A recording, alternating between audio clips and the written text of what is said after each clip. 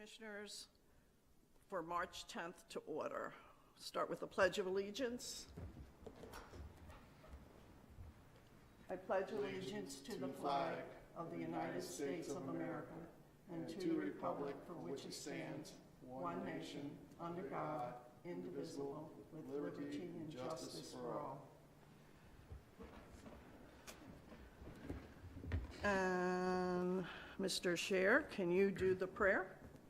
Oh, sure. I just want to say thank you, God, for bringing this meeting together. And Lord, we thank you for the help the county has given us, because without the county's help, I'm not sure we would be where we are today.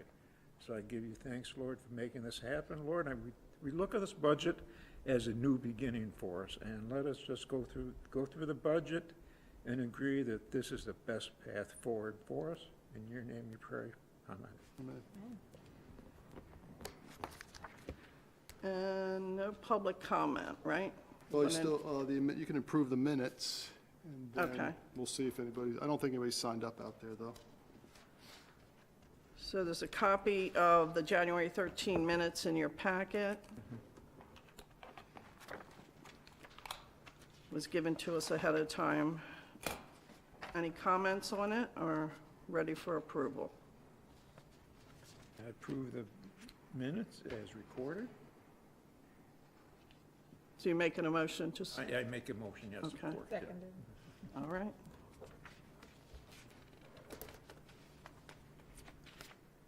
And then I think we're on to you, Mr. Clark. Okay, I'm just getting the motion marched down, sorry about that, thanks. So, in regards to the Executive Director's report, in your packet is some monthly statistics, so you can look that over at your leisure.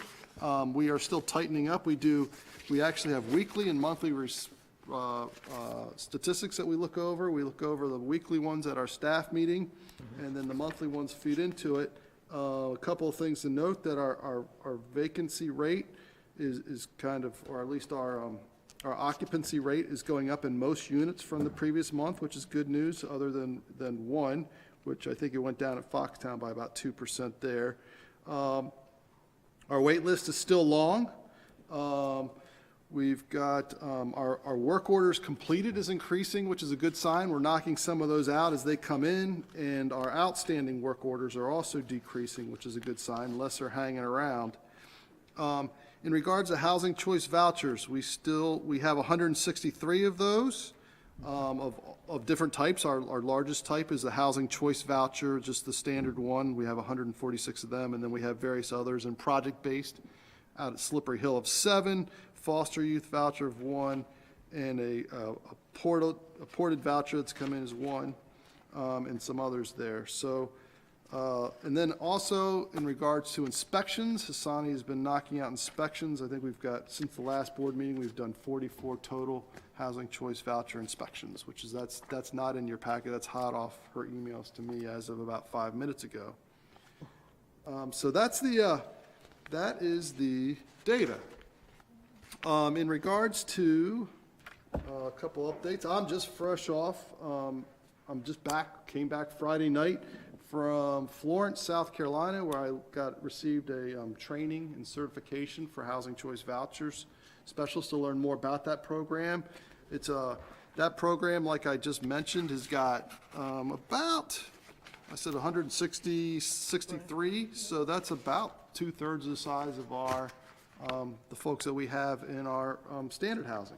So it's just, which is about 230, and those are all families. So, it's an important thing to learn, and there's a lot to it. There's a lot of requirements, and I learned that. I knew that already, but I learned it intensively while I was there. We cover topics such as eligibility, who's eligible for it, how to manage a wait list, voucher issuances, how to lease, how to do annual reviews, termination processes, portability, transferring vouchers from different housing authorities to different housing authorities, and all that that entails. Learn to fill out the HUD 50058, calculating income, expenses, making accurate rent determinations. So those are just a couple of things, and then took a certification, and Hopefully I passed. We'll see. It was an intense deal, as Hassani knows, because she's been through it and does it on a day-to-day basis. Quick question. Yes. Okay, as you're going through the vouchers, did I hear that Slippery Hill has voucher participants in it? Yes, as part of our deal with Slippery Hill is we have about 7 or 8 project vouchers. So the vouchers are tied to 14, thank you, sorry about that, 14. We have 14 project vouchers there that are tied specifically to the units. Okay. So how does that affect the rent for the residents there? Is it a percentage? Well, it's based on their income, Their and it income. goes Okay, it's down. So income the amount they based, have to okay. pay to the landlord fine. is less than Okay. what, and then we pay a portion of it also. Okay, thank you. Yeah. And then I think you were asking about Slippery Hills. They have so many different types of housing there and so many different types of levels.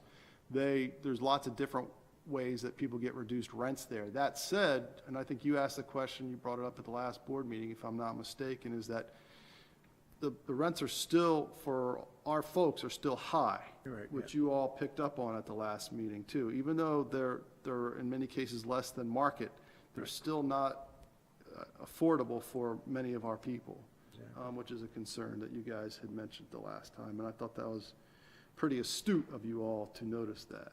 But So- there, we do have people, we have 14 vouchers at Slippery Hill right now? Yes. That's good, Yes. okay.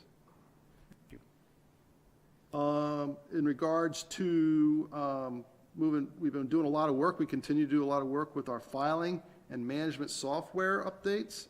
The staff and I have been reorganizing our filing system. It's an electronic filing system. We're meeting on many Fridays. We've missed a couple recently, but we're meeting many Fridays to refine that. It's kind of a tedious process, but we're doing it. It's important. At the same time, we're updating our admissions and continued occupancy policy, which is the policy we follow for all of our standard housing, and a little bit of our housing choice vouchers, but that's mostly a different plan called the admin plan, which is a lot of learned back last weekend. So the staff is currently looking at that. Our next thing will be to take on the admin plan for housing choice vouchers. So what that means for you all is we're looking at it, we're going to update it to bring it in line with many of HUD's recommendations, many of our consultants' recommendations, many of our own thoughts about some things we need to do and for as far as administering it. And after we go through that, we'll edit and we'll make recommendations, and I'll be bringing that to this board for approval of those recommendations. I don't know if it'll be as early as the next meeting. It probably won't be. It'll probably be more towards the summer or fall that would happen. And then after that, we'll start working on the admin plan, which is, so you guys have that to look forward to. We just completed a 4-day training for our Saks Housing Authority management software. Some of our staff had prior experience with it, but none of us had been formally trained. So that helped us ask questions and dig deeper, because that software, there he is. Hey. That software system is key to running our housing choice voucher program, running our standard housing program, running our finance system, our budgets, everything. So that's that. And let's see. Also, we've been awarded, and we're starting the process of the Maryland State Voucher Implementation Program. We're writing my director's report. So I recently, 2 weeks ago, had a meeting with Chelsea Heyman, the director of the Deputy Director of Special Populations at the Maryland Department of Housing and Community Development. She's provided us with some guidance to begin implementing Maryland's new statewide voucher program, of which we just received a grant for $75,000. So that could be 4 to 5 more families that we can get funded through a state grant, not just through HUD. So we're in the process of making that happen. We're one of the first 5 jurisdictions in the state to make that happen, she shared with me when she was here. The funding agreement's been completed and signed by both parties, and now we're working with her to get that started and get that awarded. We're also looking to streamline and tighten up and strengthen our website and our web presence. Brian Barnshaw Jr. has been working on that big time, and we're close to finalizing that website. Hopefully it'll be up soon. Let's see. We're also working with county IT to figure out the best way to host that, if we want to host it within the county system or if we want to host it separately through our provider. And it's looking like that we'll probably host it separately, similar to how they do it with the Department of Economic Development and Tourism. That's how they do their website.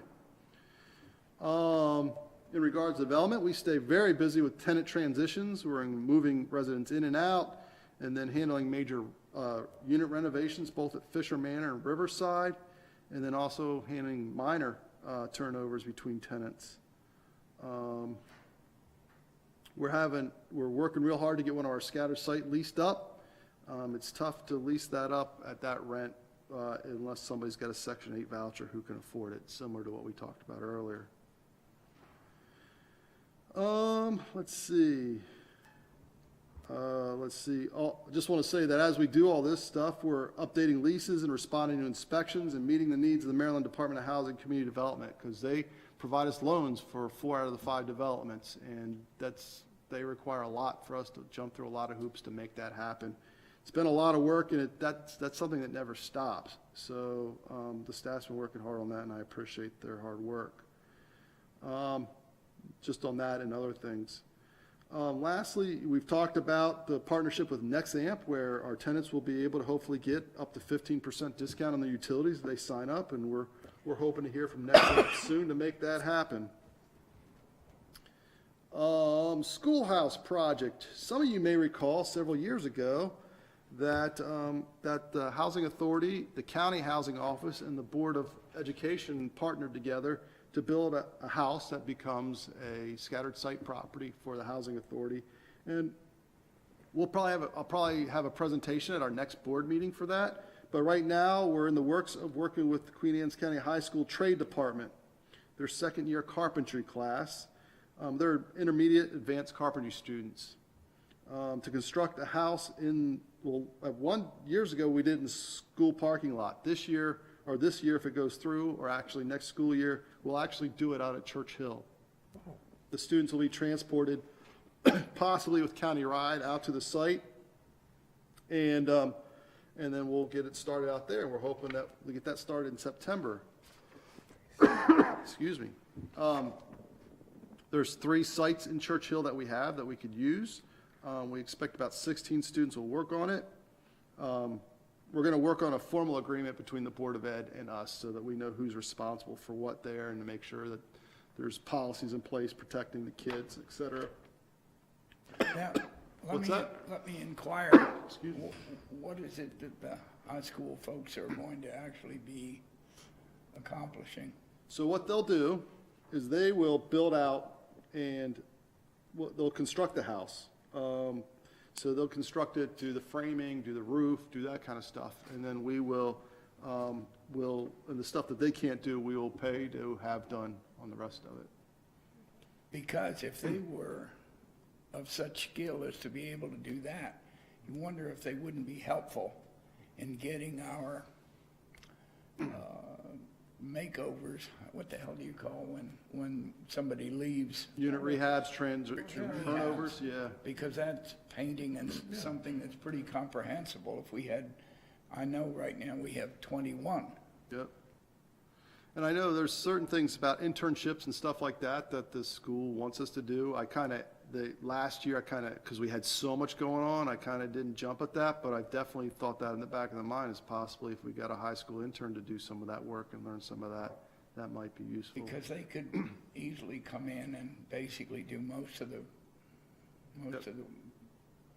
stuff, and then Brian could come in to finish it up. Right, right. Definitely look into that. We're meeting, I think have another meeting with that group either tomorrow or the next day, so I'll bring it up and see what their thoughts are on it. So specifically, to answer your question, students will frame and roof the house. Subcontractors will handle all the other tasks. And then we got to get the foundation completed before they start. And this It'll be stick built, right? Yeah.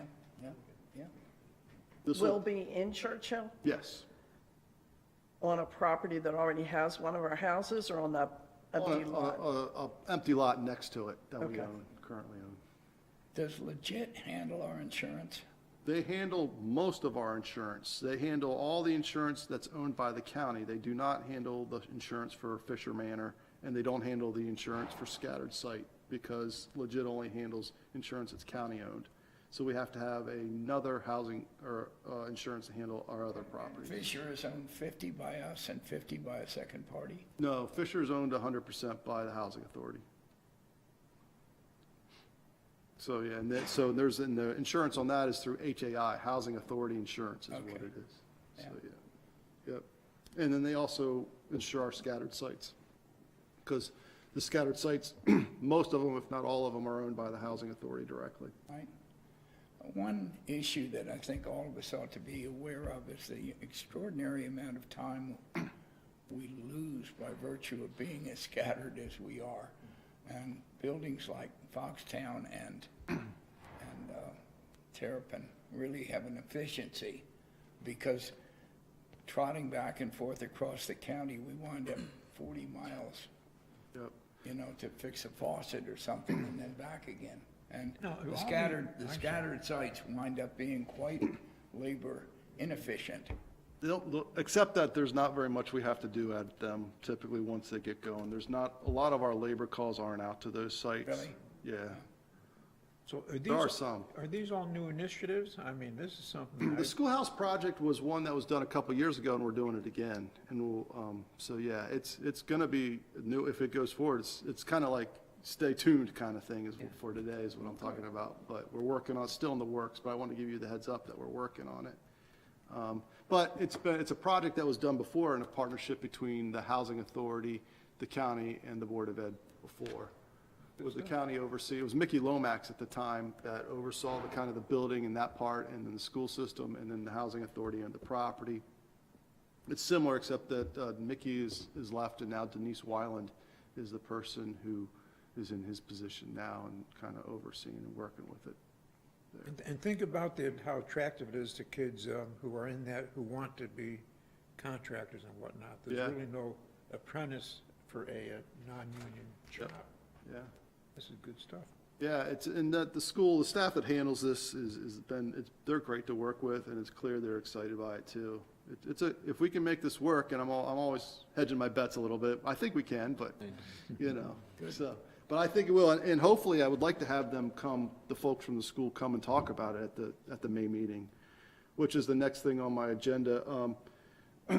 I will be out of town for the regularly scheduled May board meeting. My son is graduating college. So we'll be down, hopefully he's graduating college. So, but that's the plan, so. Why don't we just bump it back a week or two then? That's what I was hoping to move it to May 5th. Yeah. Okay, is that all right? So May 5th, same time, same station. But I think that's a week earlier. So we'll do it a week early. Instead of the second week, we'll have it the first week, if that's all right with you all. I believe that is everything that I need to cover in regards to the executive director's report to the board, unless there's any other questions. Have you presented anything to Mr. Bond about our budget? I presented to Jeff. The budget is next on the, Oh. well, so I can talk Okay. about the timeline on Yeah. that one. So, is it okay to move into old business? Move on. Okay. So the old business, what we had is the sale of the housing authority, the housing authority admin offices, and that settlement has been, they asked for an extension, so the settlement deadline's been moved to April 1st. So that's the only new development. Nothing else has changed other than that as far as, so April 1st, hopefully we will sign and get that taken care of. In regards to Fisher Manor deck replacement's been steady, though the process has taken time as we navigate this project. We finalized a contract with REI, who is the one that puts together the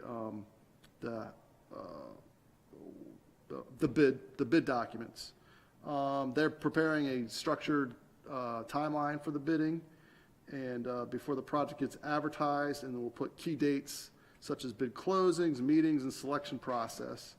The administrative phase is expected to be completed by May, after which we'll be able to put the contract in front of the county commissioners for approval after we get through the RFP process.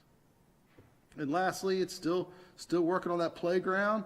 It's ready for installation, and we believe that will be happening in the spring. hopefully we'll have a brand-new playground for the folks over at Fisher Manor in the spring. So that's everything I had for old business, unless there's any questions.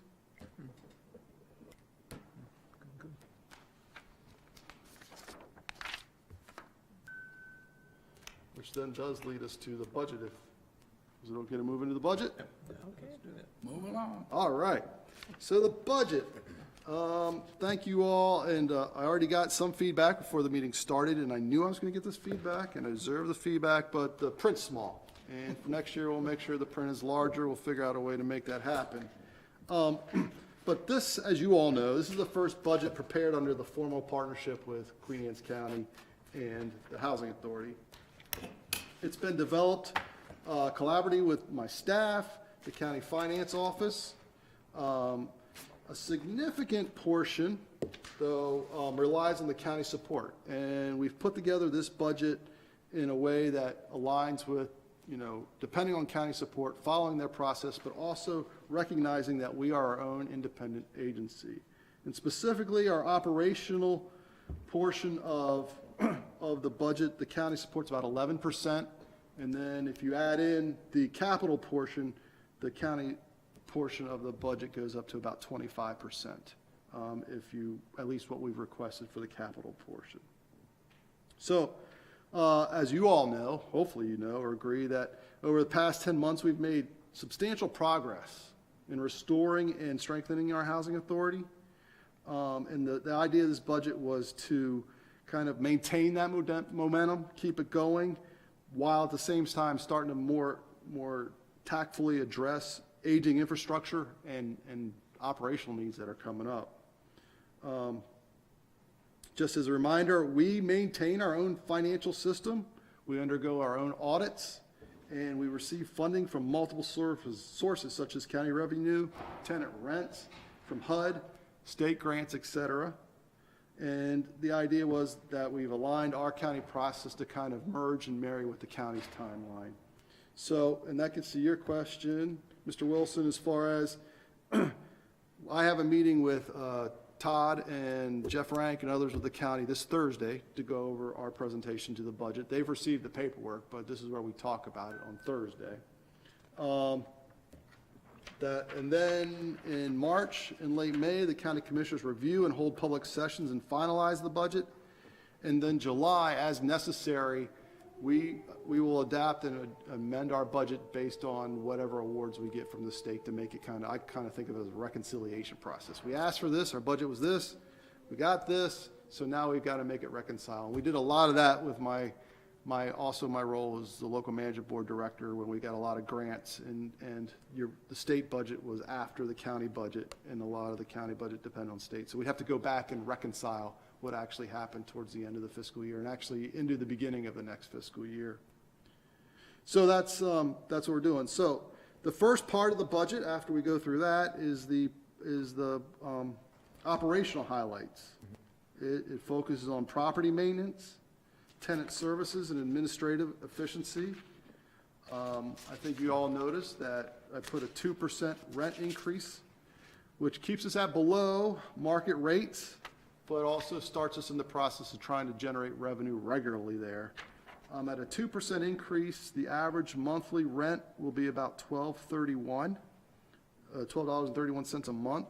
The highest rent at that increase will be about $38 for one of our scattered site houses, and the lowest will be about $8.48 at some of our properties. So that's the thing. It includes funding for routine maintenance and property management to try to keep the quality up and keep it going up. Tenant support programs and community initiatives, which I'll talk about with the new position, because that tenant support is a key part of the new position. And staffing adjustments, and then and then the other part is trying to make our budget more precise. And I think, Judy, you've brought this up, but everybody's brought up that in future board meetings, we'll actually be able to give you treasurer's reports that align with the budget you approve today, that after it's reconciled, that we'll actually, you'll see, we're 30% along in our budget. We're 10% over budget, hopefully not in this category, but we're under budget in that category, and it'll start to align, and you'll be able to see it more in a straightforward fashion, and the whole process work itself around is the way it's supposed to work. I've got a question I wrote down, Okay. I'm not sure where it came from, but with the changes in the budget, in the past, we've had to apportion every line item based upon the facility. For instance, we'd have X% for scattered sites, X% for, are we still doing that, or is it rolled into one? We are. We're doing it by development. Okay, So if you looked at that budget, you saw that I had a total line, a total column as totals down the operational side, and then across, I would credit some of those costs to each of the developments. And then some cases, the cost would go to our housing choice voucher, in some cases, they weren't included. So there's some cases where we had, you credit some of the expense to all of the developments. In some cases, you credit some of the expense to some of the developments and admin and the housing choice voucher. And that's how I tried to lay out that document in front of you there. Thank you.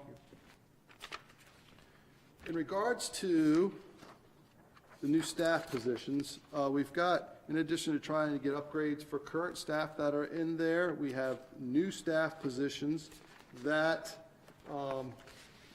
one for a facility technician, a third one for that, and then also for assistant. Could you define what you mean? Facility technician? Yeah. Yes. So the facility technician is, what they do is they work under Brian, who's the facilities manager. And they respond to tenant needs, emergency repairs, and keep general upkeep of the property. And they are overseen by the facility supervisor. So you're adding one to him? That's the request, yes. One, so we have two now, we'd like to make it three. Right.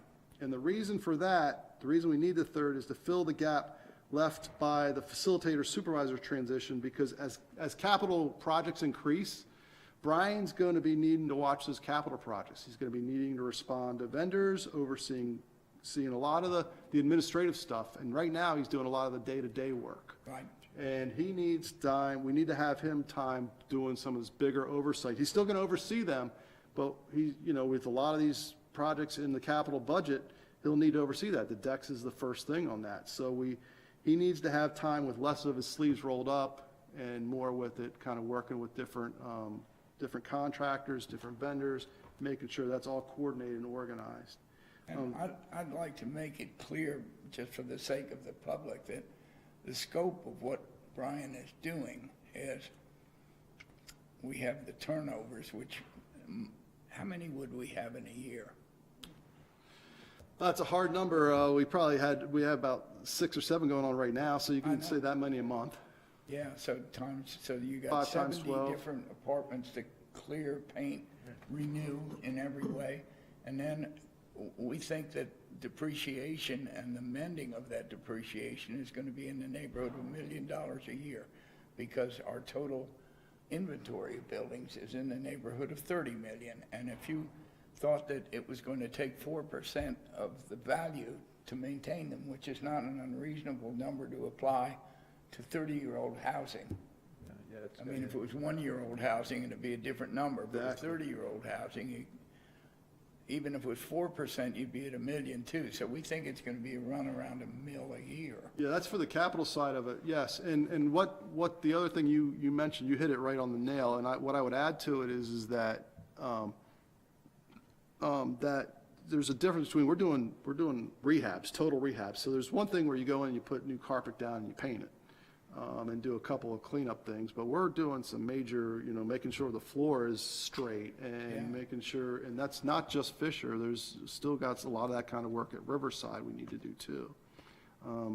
So those are the kind of things where some of the places you're just doing a little overhaul, possibly some paint and a carpet and, looking at, but then there's also times where, especially we're doing total rehabs where you have to move the tenants out and have them go into another place and rehab the old place and kind of move around. So that's a big portion of it too. So that's, so while we're looking over at all those projects and everything that's new and all these new roofs and new things that'll go on, we need the facilities tech to just be there more for tenant support, more for work orders that come in. We want to be able to continue to respond to them more quickly. We want to make sure their places stay safe. We want to prevent coverage shortage. If a tech, right now with 2 technicians, if one of them goes out sick or vacation, or just gets hurt, which hopefully that won't happen, but if it does, we've got an issue. We've got a problem. It's very tight. Continue to interrupt you impolitely, but with apologies. Do we have any backup at the moment on responding to Well, day-to-day tech complaints? right now, what the county's been very kind.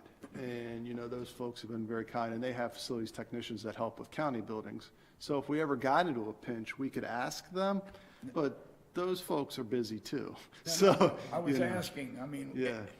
we had run a backlog before the county took this over. Right, a And I'm huge asking now, is that backlog non-existent, is what I'm asking. Well, we still have. I don't mean it a one-day backup, but or have you got stuff that's sort of chronically waiting to get done? Well, like we looked at, one of the things we looked at was the data, I'm trying to find it now, but the data as far as our outstanding work orders, the ones that stay, the number that we have from month to month, and that number has gone down from last month to this month, but it's still 20s. I think I can't remember exactly what I said in there, but it's gone, we've decreased it, but we still have, like, from month to month, we still have things that need to be addressed that haven't been addressed. But that's floating, it's floating day to day, yeah. Most of the time. There's a couple nagging ones out there, but we've tried to eliminate a lot of those nagging ones.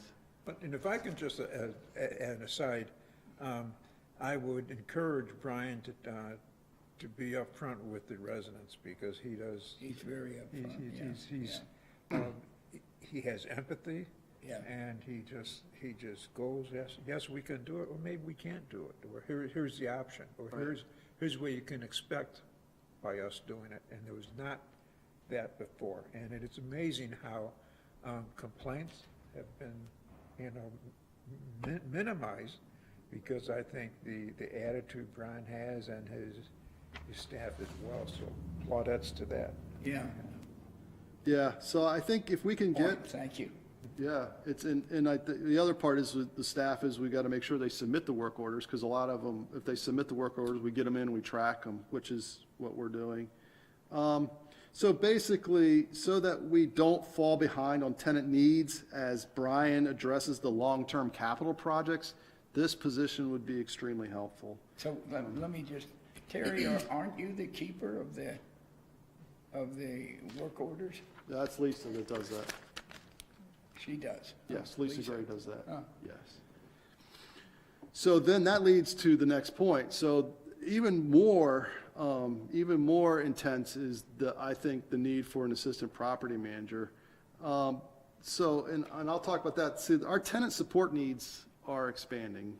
As all you know, we have a population that's older and aging. And that leads to increased needs for support beyond just maintenance. They've got mobility issues, health issues. They've got to have the right paperwork in at the right time. They have parents. They have children who are not parents, but children who are worried about them, and require they require a lot of attention. So an assistant property manager would help us navigate qualifications, requirements, helping them ensure eligibility, reducing unnecessary evictions or disruptions. The property manager, our currently one, she's doing an amazing job, but she's spread very thin. There's currently 5 developments, and that, as you all know, 9 scattered site properties across the county, and they require significant travel time. Having an assistant property manager would be better for enforcement rules while still being able to offer support and resources for our tenants in a fair and compassionate way. More direct tenant support, being able to provide more support, would reduce our stress on the property manager and prevent burnout in that particular area. Another thing I want to point out about this assistant property manager is it's a specialized role. It's not a secretarial position.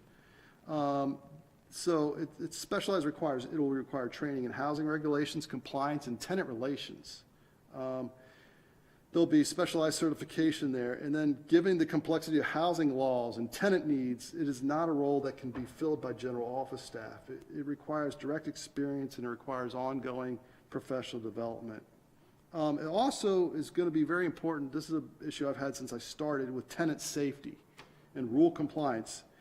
Proper enforcement of the rules to make sure one tenant's behavior does not put others at risk, and maintain safety and a living environment for all. So if you have a tenant that's being dangerous or they've got health issues, we've got to be able, that's not our role to provide it, but we've got to be there to recognize and support it and guide them in the right places.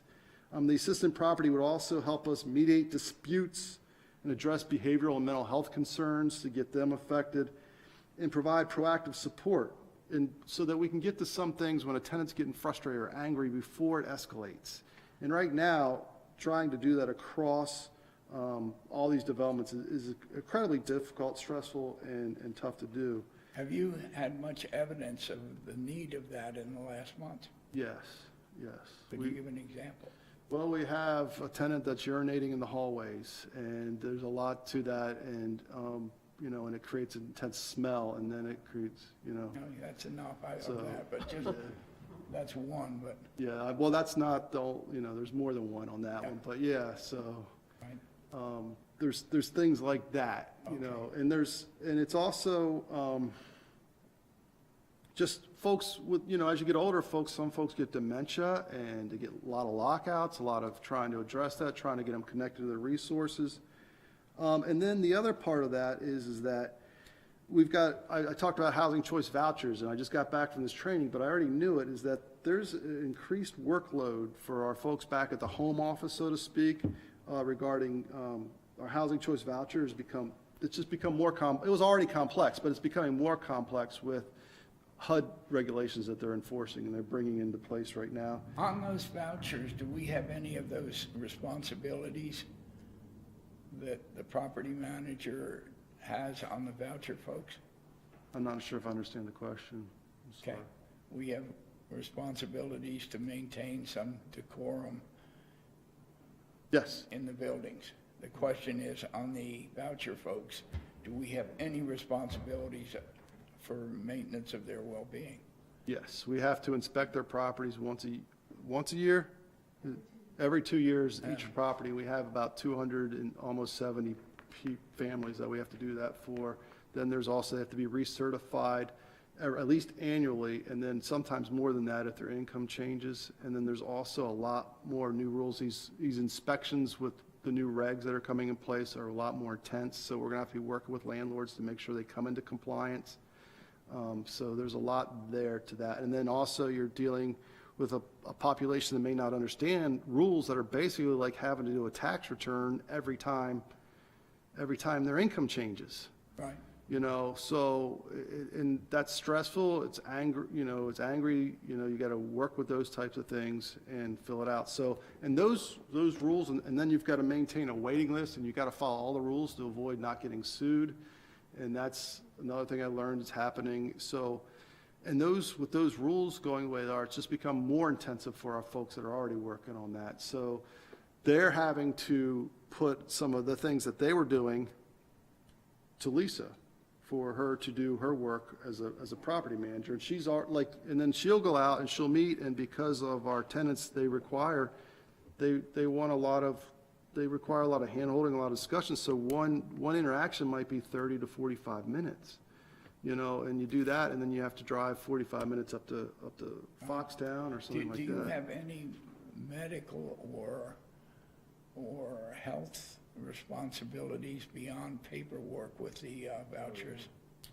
I don't think we have to provide them any medical services. No, I don't mean that, but I mean, you're saying of the people in the building, we wind up, in our facilities, you wind up with a class of responsibilities Yeah. that exceeds just paperwork. And just even another development, like a regular development, our folks have a deeper end on that too. Like, I just think that our developments, the tenants require a little more, and we've had these discussions before. You said there's reasons people end up in these, you know, they require a lot Yeah. of No, I'm extra not- support. I'm not trying to dispute it, I'm trying to amplify it. There's a No, I difference. get you, and I appreciate it. So, but yeah, because this one's an important one. I just want to make it like real clear that it's just like our home. The other thing I'd like to make clear is that there was a time when the housing authority, you correct me if I'm wrong, but the housing authority had two different models. When it combined with the county, there was not a property manager at all. And a lot of that, the executive director was handling a lot of the work, and a lot of staff were handling the property management responsibilities. But previously, there were times where there was both a property manager and an assistant manager to do those jobs. It was just that due to money, those were vacant, totally vacant. So it seems like a lot, depending on when you came in, it seems like one would be enough. But looking at it realistically, I just think it needs more. And then before that, I know back when it was the county, there was not an overall property manager, but there were property managers at every location. There might have been one that shared a location. So, this is something that it's not, there's some new regulations that are making it more intensive, but it was intensive to begin with. And it just felt good because we had one when we didn't have any.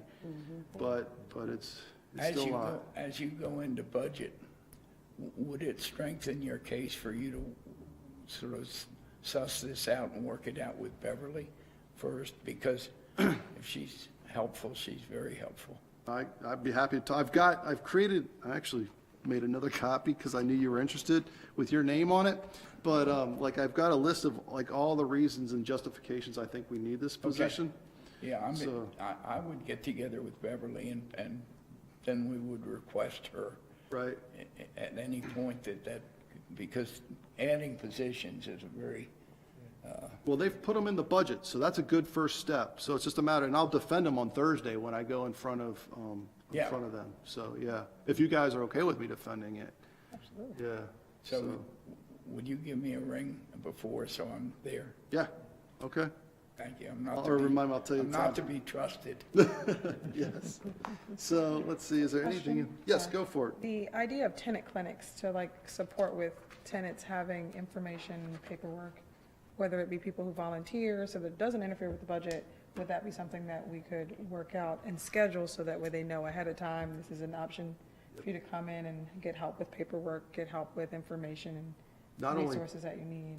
that's a great idea, tenant clinics, not only that, but also we have housing councils at 2, but we don't have housing councils at the other 3 developments. So an assistant would help us get the housing councils, and then those housing councils become natural places to do what you're talking about.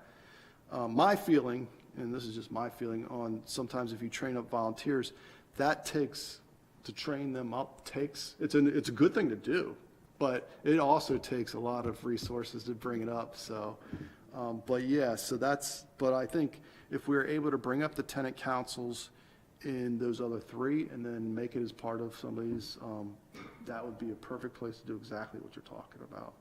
Yes. Have you heard of a position called service coordinators? I have heard of that. I don't, it can mean a lot of things to. Because that was my history at Charities. And not that I was voucher trained, but I was like the social worker, held meetings every week. And I was only part-time in each building I worked in. And I flipped between 2 different buildings. I fear that Kathy Willis will hear me, but I think that we have something similar to that in the Department of Aging that does service coordination type work there, depending on, that kind of work, helping get connected to certain benefits, helping, that kind of thing, helping with their medical insurance when it comes around every year. It's not as specific as what like Taylor does. Okay. Yeah, it's not that specific, although I knew how to do it and I did help them. It was more, everything else you just said, like tenant relations, the safety, the disputes, that was what the service coordinator did. So it sounds like it's very similar, a lot of the roles. And I was told it was a grant. I don't know, because I got a paycheck. I didn't pay attention to who was doing it. Yeah. So I just think this position would be, we'd be able to have more tenant meetings, more resident engagement, just like you're talking about. So I'm really, I think we could have fewer crises. I don't think we have a lot of them, but I know, like Brian talks about it, I feel the same way. I don't know others feel the same way. So you lay in bed wondering what could be happening, So I think we can limit some of that with an extra position. And I just think it'll help us risk falling behind in the tenant support side of it. I think we're doing a real good job. We're making real progress in that facility support side. You've seen it, but there's another side that's just not, it's not as visible. It's the same thing with housing choice vouchers. They're going on almost as many clients, tenants, but it's just not as visible as what you're seeing in the properties. And I think this will help us with limit emergency interventions, fewer crises, and I just think it would go a long way to help us provide better support to our folks, our tenants out there. So those are, as far as where this fits into the whole thing, is we're talking about the operational part of the budget, which is there in front of you. I talked about that. So those are the key parts of the operational budget there. Are there any questions when you were looking at it that you saw in the documents that you have? On the operational side, I'm not to the capital side yet. I'll move on to that. And if not, I'm happy to move on to the capital side.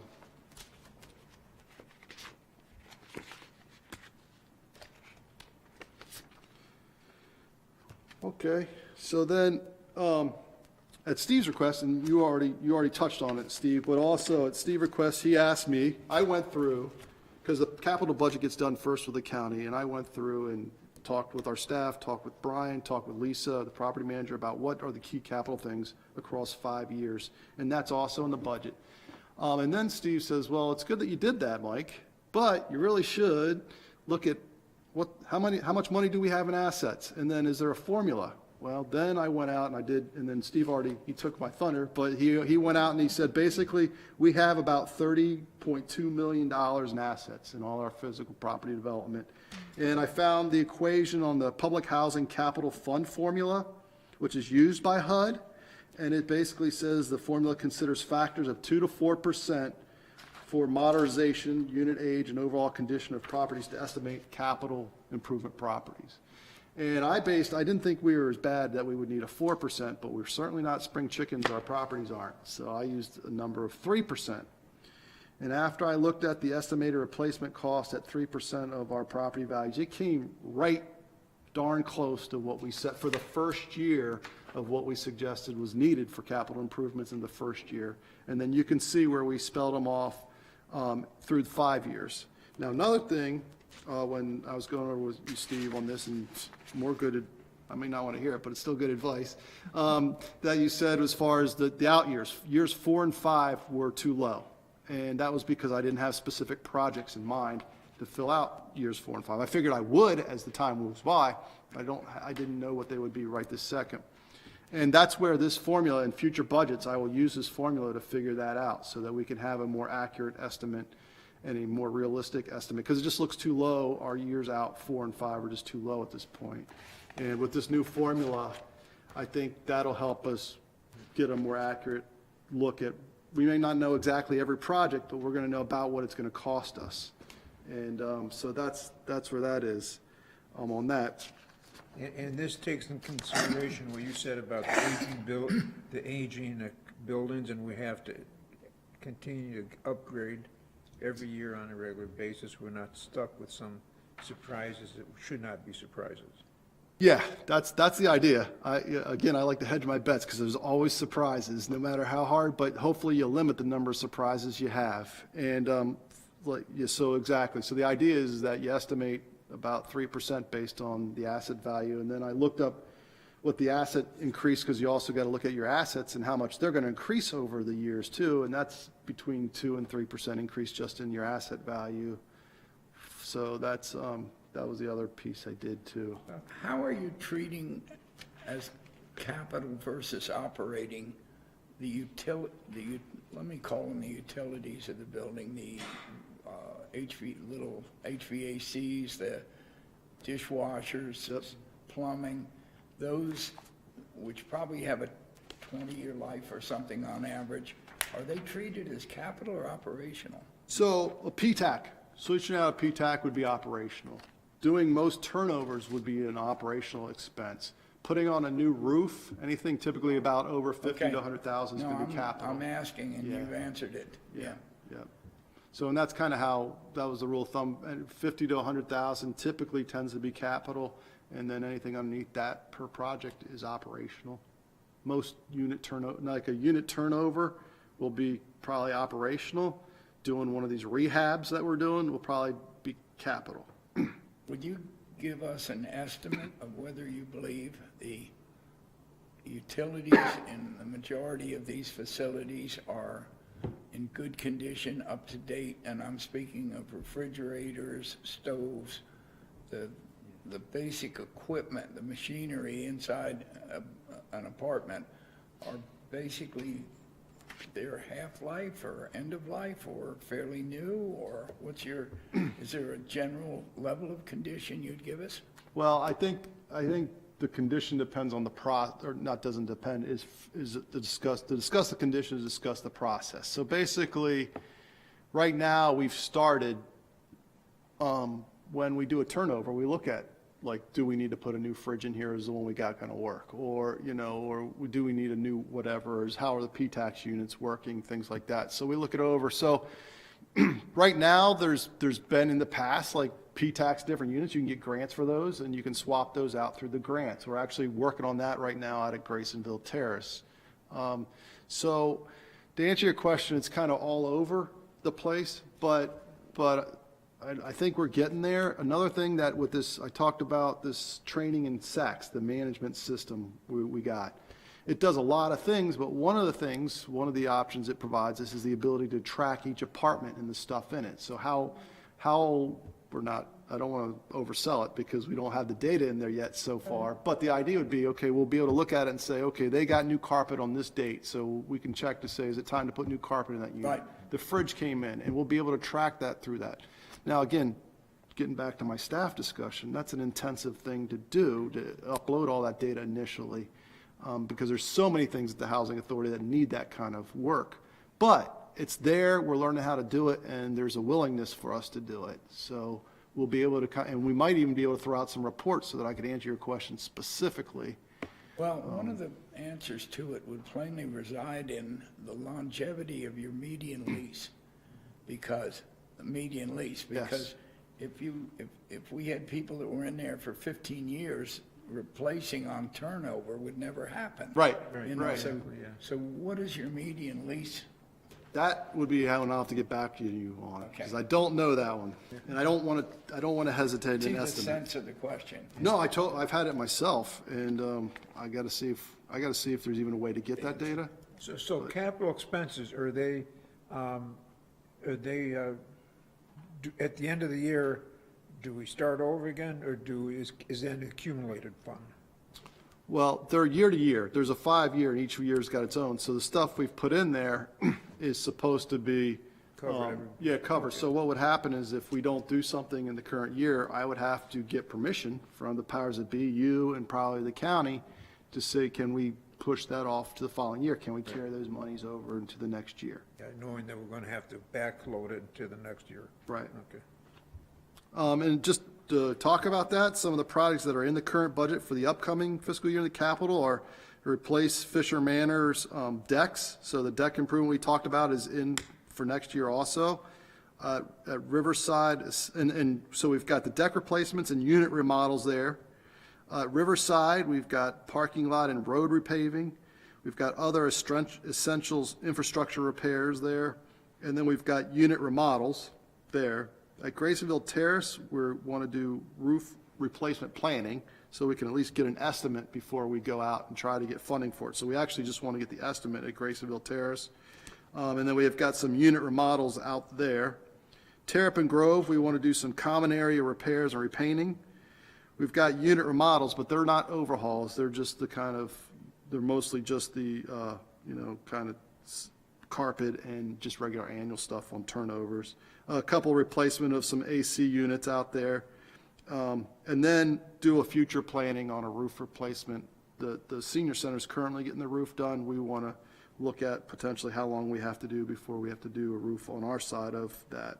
At Foxtown, we've got some money in there for unit remodels. Again, not as much as at Fisher and Riverside.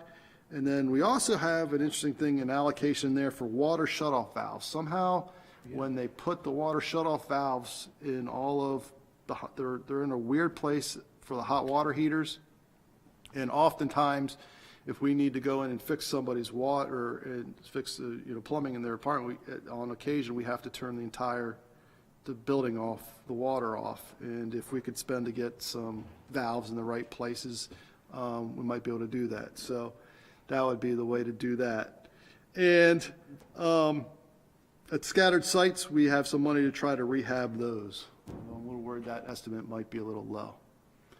So, so ultimately, the goal for as we strengthen this part of the budget is to reduce reliance on county funding by securing grants for some of these things and additional things to get it more accurate. With kind of the current climate and funding from federal stuff that was there, pretty easy for us to get. I'm a little worried about that between, now, but we'll keep searching, and if there's funding out there to do some of these projects, we'll look to do them. So lastly, this budget's just been structured for a standardized annual review. So the idea is if you guys approve it, then we take it in the county. We'll see how much they put into it. It'll serve as our guiding, so you'll get reports at every board meeting, like a treasurer's report at every board meeting that should align with the final budget that we come up with. And then we'll go from there, and we'll report out. And a lot of the reports that you'll get reports out will hopefully parallel with the budget. So that's kind of where we are. I know that one element of our county system has gotten itself in trouble in the last years by not keeping up with cash flow as the year went on, so that they kind of overspent in an early part and were caught short at the end. And do we do something that would prevent that from overtaking us? We have to, like, in my mind, I used to work for nonprofits. I've led a couple nonprofits, and nonprofits, just like a business, it doesn't make profit. So you had to run and you had to worry about cash flow. And then when I came and I worked for the county, we were fortunate enough that the county had a lot of reserves and a lot of money that cash flow didn't become as much of an issue. If you had the money, if somebody said that they were going to pay this money, we could count that money was coming in. That worked when we weren't on a budget, which in the initial year was so, but Right. now becomes not so. Right. So we will have, and our software allows us to do cash flow projections, and we can include cash flow like Just to for this yours, so report. that you know what's cooking, so Yes. that.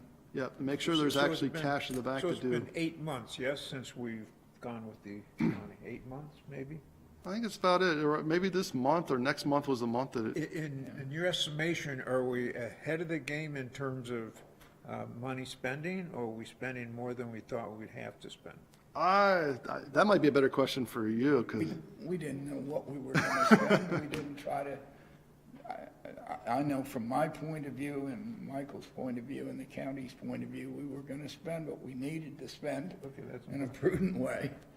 And that was what it was going to be. And then we established our future budget from an analysis of what happened during the year. Because plainly, we were going to have to rearrange things from how they had proceeded the years before, because things were headed downhill. And this county runs things so they don't go downhill. and I'm looking at, like, the way I've been looking at this this process, and I think today is a key part of it, is that we kind of had like this big unknown, like a lot of stuff we didn't know, and with the budget, and the idea is I'm trying to slowly kind of pull it in so there's less that we don't know and more that we know and can plan and organize and Well, I budget think for. you've done brilliantly in that, we're basically, we now know what's going on here. Yeah, You've done a great job. so, Very proud of you. Very good. So what- It's a delight. well, thank you. So with that in mind, are there any other questions with the budget? If not, I would just request a motion to approve it. I make a motion that we go with what we have here as a first step, and it's going to be a process, yes, but I think we've nailed the objectives and what we feel we need to do. Go ahead, Judy. Second. Second. Second. So we have, I would just add to that, you have a third or fourth or whatever I am here, but, that when you meet with Todd and Jeff, if they deflect this budget in any way, pick the phone up and we will be back in consultation and see what's cooking, you know what I mean? Because we can try to help you or, see what. Yeah, I mean, you guys talk about that you're very kind to me, always, you have been, and I feel the same way about you all. You've been very supportive of this process, and I appreciate it. So, thank you very much. That doesn't mean you're always, doesn't mean you don't ask hard questions, but they're good questions, and I appreciate them, so. All right, thank you for that. So then the next new business is, gotta get myself here. Regards, like I mentioned earlier, that we have two main plans that the Housing Authority operates off, which are kind of based off HUD's, but we have two main documents that oversee the way we operate. One is called the ACOP, Admissions and Continued Occupancy Plan, ACOP. And that's how we basically run our waiting lists and how we manage our properties and manage our property management. We are in the process of updating that for new rules and regs as through HUD and through the state, and we're working on that. And then after that, we have what's called the admin plan, which I learned all about last week and still have a lot more to learn because it's just as thick. But we'll be in the process of updating that for our housing choice vouchers because HUD has changed and updating. They've been doing a lot of updating in the last couple of years, and we're in the year where all the deadlines are happening, where things have to start happening. So the idea is after I bring the suggested edits to the ACOP plan to you for approval, if you're willing to do so, the next step will be the admin plan. However, with that said, I'm actually requesting a specific request to our admin plan today, approval for an edit. So, as you know, the admin plan addresses our project funding challenges in the Section 8 Housing Choice Voucher Program. And we've got rental, as we look at next year and we work with HUD, we've noticed that we've got rental assistance obligations that exceed our funding allocation for the upcoming fiscal year. And we've been working with HUD very often to talk about this and to identify solutions, including policy adjustments and affecting landlords. HUD has been the folks in the Baltimore office have been incredibly supportive of us. And they say that this shortfall, they've made it clear to us, and I've asked multiple times, is not due to anything we've mismanaged. It's not due to mismanagement. They say that it's due to rising costs and rising costs of rental. And when I was meeting with people from housing authorities last week all across the country, this is not isolated us. It is across the country where rising rents are creating all kinds of problems in people's Section 8 housing choice voucher programs. So the HUD has teams and strategies to assist our housing authority that are facing this challenge, and they're actually going to assign us and put us with a shortfall prevention team to deal with it. And the hope is, and they've talked about, that unspent funds in other places will be helped to fill this gap for us, and they'll work that out. And that's the plan, that's the thing.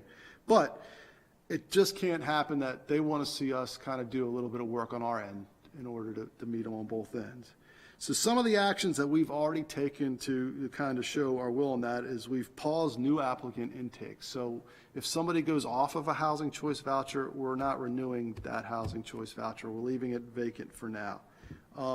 We're also working to some extent, to the extent we can, that other housing choice vouchers where we've ported a voucher out and we're paying it, we're going to ask those housing authorities to take that on and bring it in as one of their own vouchers instead of having us pay them for it. So those are a couple things we're doing.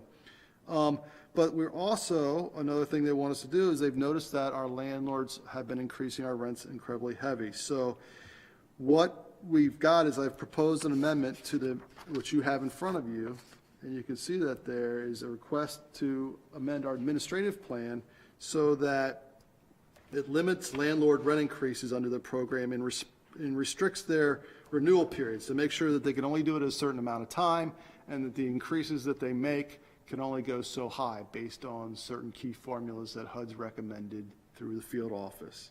Can I ask, yes. By doing that, do you lose facilities due to the fact that you're capping there?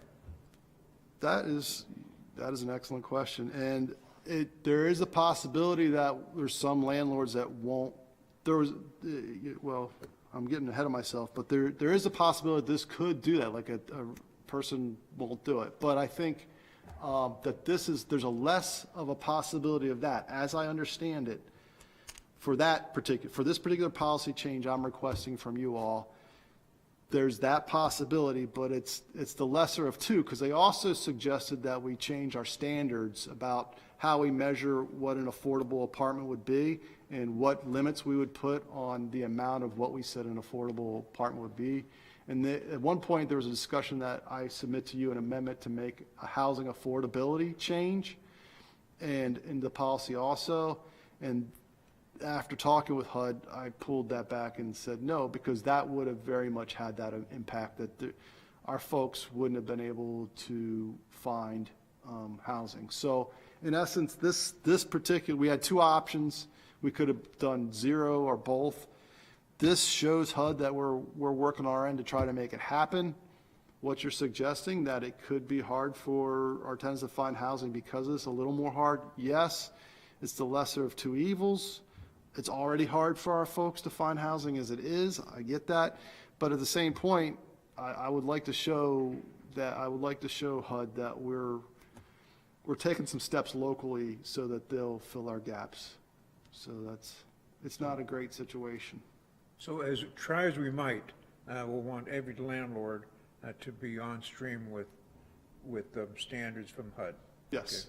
Okay. And if not, do we have flexibility, or is that on HUD to say, yeah, you can't do that, this guy can't? Do they look at each unit, or do they look at collectively how we're doing? If you have, if we have 30 landlords? They have standards that we're required to follow. Okay. So, and then they monitor us to make sure we're following those standards. Now, some of those standards are, HUD says this is the way it has to be, Yeah. and we have to follow them that way. Others of those standards say that, okay, what's in your admin plan? Okay, you've put that in your admin plan, you better follow those standards. And if you're not following those standards, we'll hit you for that. So that's kind of how it is. So they, if we're not following our own standards or not following some of their specific standards, they will get us. But like, for example, they try to be as consistent across everything as possible, but number of bedrooms, family room size, income levels changing, it's so hard to stay consistent across all these different variables, but they try to build in and make that happen. One of the things that could cause that we don't have any really say over is that they've really increased the inspection. Like the amount that we have to do when we go out and do inspection is going up dramatically. They're gonna have to have a lot more requirements for the inspection. We actually talked a little bit about that a couple of meetings ago, and there's a possibility that could hurt our ability, because landlords may not want to make the reach when they can make just as much money. So what's our landlord turnover year to year right now? Do we have a good history of landlords who continue to stay with the program, or is it a lot of people saying, no, I don't want to do this anymore, I can do it on my own? Can I put Hassani on the spot with that one? So what do you think about that? Do we have a lot of landlord turnover in the Housing Choice Voucher Program? No, we have a lot of landlords that's continuously going with the housing program right now, they'll let us know that they can, so we have a great relationship with the landlords. That, putting the capital in, it's just gonna be for some landlords that may already increase the rent from the beginning, so it's gonna help. We have one landlord that maybe went up 50% just recently, because we didn't have that cap, they was able to get that rent increase. That increased the tenant rent 50%. So that's gonna put a cap on it. Would there be options to put plans in place to remedy the loss of landlords, given the plan that we're proposing? I think, well, that was part of the retreat, talking about where do we find more affordable housing. And this group talked about at the last meeting that affordable doesn't mean our folks can afford it, unfortunately, and so I think we do have to look at that and start thinking long-term. I think you're absolutely right. The devil's in the details. So. Our internal housing authority properties are predominantly but not exclusively Queen Anne County residents. They have a very high preference, so, yes, That was sorry. a statement. Okay, sorry. The second half of the semicolon. And now, on the vouchers, is that county only? Where are you on that? There's a county preference for folks, our wait list is closed on housing choice vouchers. Right, I mean, that's a Right. very interesting point that you shut this thing down. Because how quickly is it going to retract? If you're not adding new people, how does it shrink over the next while? Well, some people will some people do it the way you're hoping for, and they earn income and or earn their way off. Some move away, some I violate don't know policies and get kicked off. What your regression rate is. How many do you think how many typically fall off of our, it's not many because it's a good deal. Yeah, So the steps we've taken are small. okay. They are small. They're, what's the word when you're just trying to kind of show that you're doing because, Incremental. yeah. So if you guys have a copy of that policy in front of you, if you're willing to make a motion to, I think the motion I requested, if you don't mind, a motion to approve the suggested amendments explained in the enclosed document entitled Draft Proposed Amendment 2025-2-21 regarding Section 8.3-B Competence is on view. entitled When Rent Reasonableness Determinations Are Required in Section 9-1.H, Changes in Lease or Rent Effective as of July 1, 2025. So, Would somebody be, that's the motion I would be requesting of you all, if So- you're so willing. you'd like me to read this motion? Sure, if you. Okay. So, I move to approve the suggested amendments explained in the enclosed document entitled Draft Proposed Amendment 2025-2-21 regarding Section 8.3B, when rent reasonableness determinations are required, and Section 9IH, changes in lease or rent effective as of July 1st, 2025. Motion to approve? Motion seconded. Huh? Seconded. We got a second? Yeah. And, I- okay, vote. Here we go on the vote. Aye, aye. Approving? Any opposed? None. Okay, there you go, Michael. thank you very much. That's a lot of words. I think that is, although I've lost my agenda, the end of all the new business that we had on the agenda. Yes, it is.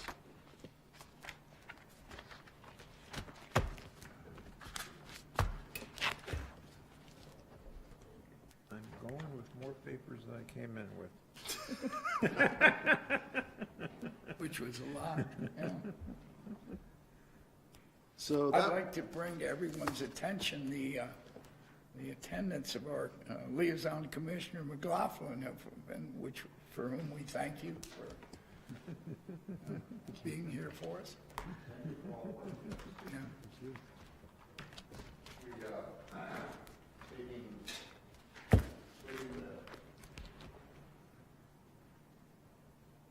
yes.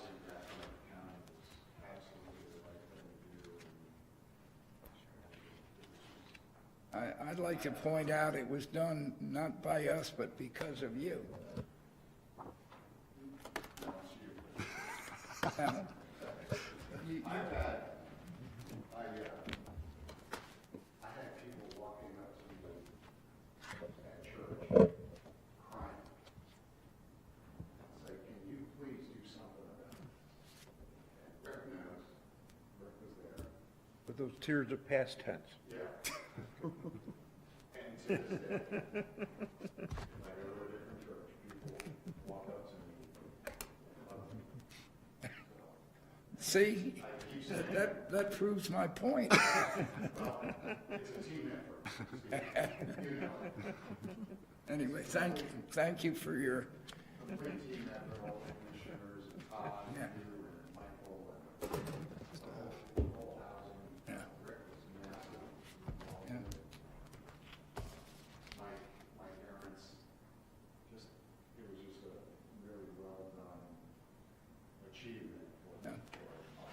Well, we really owe our ability to whatever we got done to you guys.